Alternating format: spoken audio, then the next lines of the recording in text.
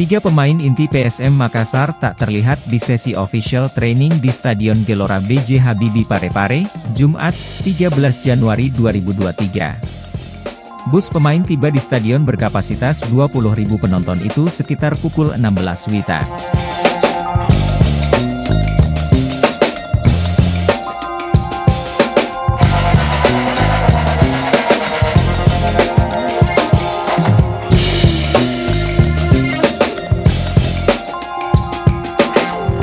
Saat sesi latihan Kapten PSM Makassar Wiljan Pluim, bek tengah Yuran Fernandes, dan Agung Manan absen. Kuat dugaan Pluim alami cedera. Pasalnya, di pertandingan terakhir lawan Barito Putra, dia ditarik keluar di awal babak kedua. Pemain berkebangsaan Belanda itu digantikan oleh Ricky Pratama.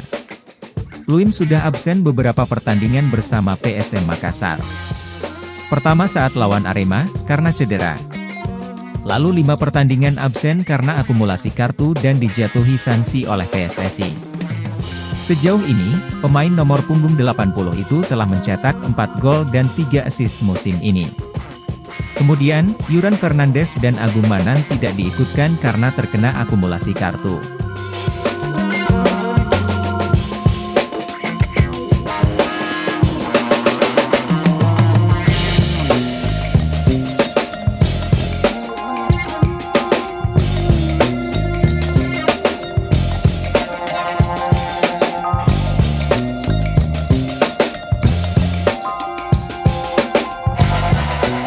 Pelatih PSM Makassar, Fernando Tavares tidak gusar dengan absennya 3 pemain itu. Setiap laga adalah pertarungan antara tim sehingga tidak bergantung pada 1-2 pemain.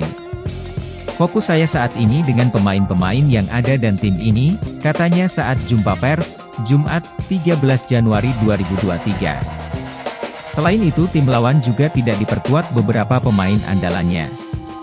Walaupun demikian, juru taktik Juku Eja itu tidak ingin menganggap remeh lawan.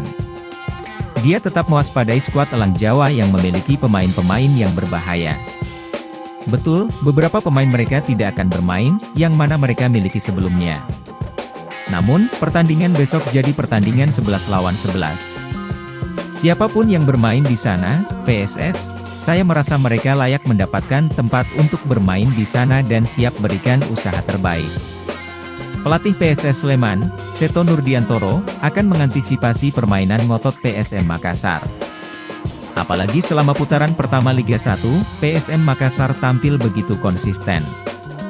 Jadi saya pikir kekuatan PSM Makassar sangat merata, apapun di depan mereka diterjang. Mungkin itu yang harus kami antisipasi.